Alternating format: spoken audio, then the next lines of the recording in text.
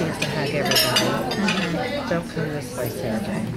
In May of 1998, the Tarrant County Medical Society Alliance began the tradition of giving 2 awards to our own members for their outstanding contributions to the Alliance.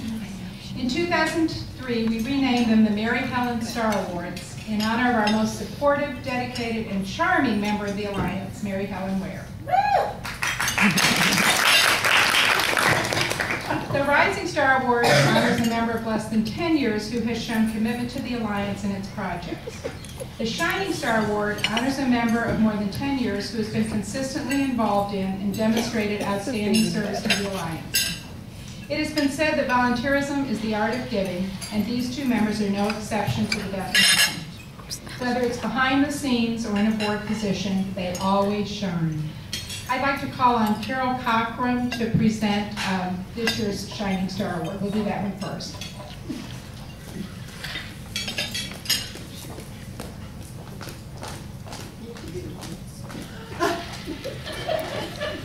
The Shining Star Award goes to a very special person this year. No. Yeah. The Shining Star Award goes to someone very special this year.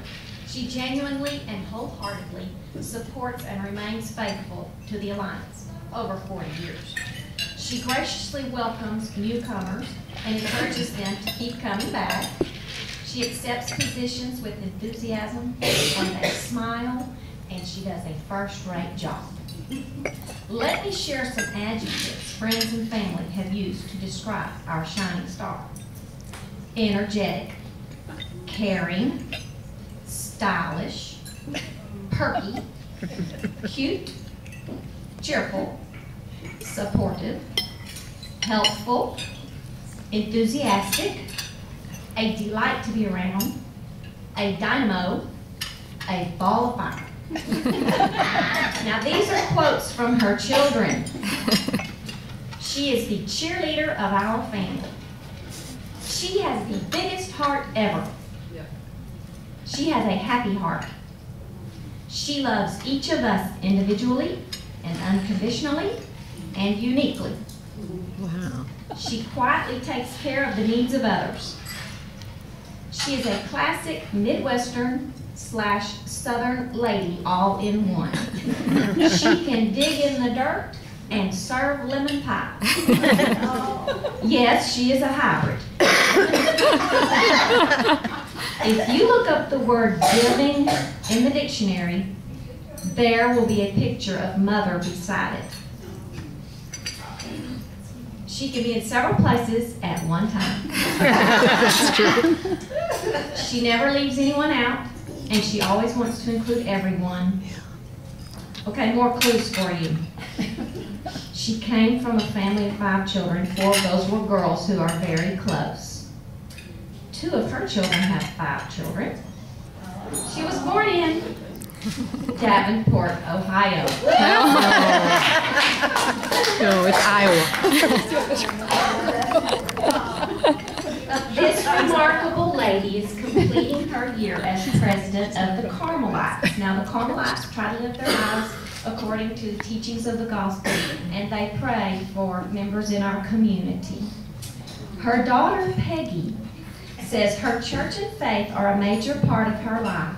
She truly lives the gospel and embraces its teaching. She quietly takes care of the needs of others.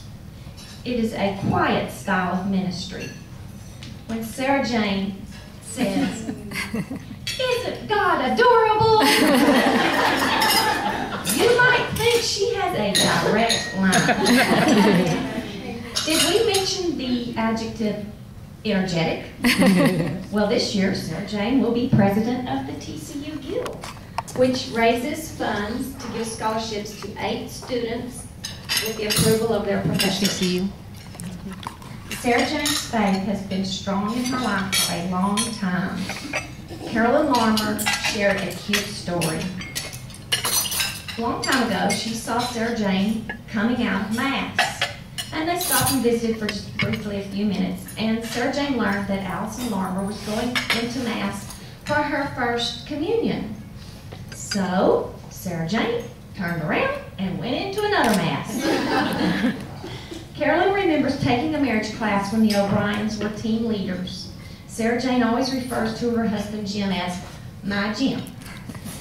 Likewise, each child and grandchild is my JR, my Sarah, my Susan.